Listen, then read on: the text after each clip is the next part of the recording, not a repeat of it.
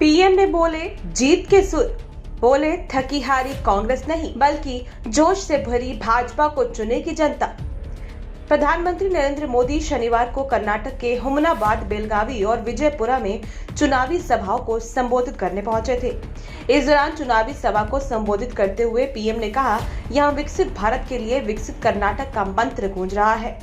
कुछ महीने पहले मुझे यहाँ आने का अवसर मिला था, तब पूरे रास्ते माताओं और बहनों ने मुझ पर जिस तरीके से अपना आशीर्वाद बरसाया, मैं उससे कभी नहीं भूल सकता। पीएम मोदी ने चुनावी रैली को संबोधित करते हुए कहा कि आपका इतनी बड़ी संख्या में यहाँ आना, आपका यह अपार स्नेह, आपका यह अपनापन मुझे कर्नाटक के लिए कुछ कर गुजरने की प्रेरणा देता है। आज मैं आपके बीच बीजेपी के साथ समर्पित कार्यकर्ता, आपके एक साथी के रूप में आया हूँ। पीएम ने कहा, कार्यकर्ताओं ने बीजेपी के विस्तार और विचार को अपने परिश्रम से सींचा है। आपने एक छोटे से पौधे को वटवृक्ष बनाने में बहुत बड़ा सहयोग दिया है। प्रधानमंत्री ने आगे कहा कि कर्नाटक में परंपरा भी है और तकनीक भी। यहाँ स्टार्टअप्स और संस्कृति को एक साथ मजबूत करने की जरूरत है। कर्नाटक वह अद्भुत भूमि है जहां भारत की प्राचीन आधुनिक पहचान एक साथ मिलती है और समृद्ध होती है। अस्थिर सरकार के कारण कर्नाटक के युवाओं के सपने चूर चूर हो गए। पीएम ने कहा कि अस्थिर सरकारों के कालखंड से कर्नाटक का बहुत नुकसान हुआ है।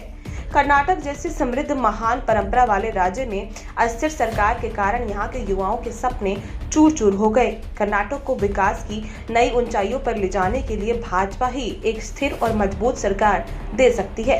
प्रधानमंत्री नरेंद्र मोदी ने कहा, हमने हमेशा जन सेवा को राष्ट्र सेवा माना है, जनता को जनार्दन का रूप माना है।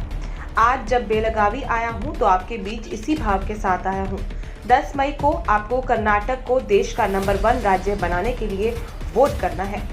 10 मई को आपको कर्नाटक में डबल इंजन सरकार की वापसी के लिए वोट करना है। वहीं तक के विजयपुर में चुनावी सभा को संबोधित करते हुए प्रधानमंत्री नरेंद्र मोदी ने कहा, जिस कांग्रेस ने भगवान बसवन्ना के शिक्षा को कुछ नहीं समझा, जिसने बाबा साहब अम्बेडकर का हमेशा विरोध किया, वो कांग्रेस कभी भी दलितों पिछड़ों का भला कर ही नहीं सकती।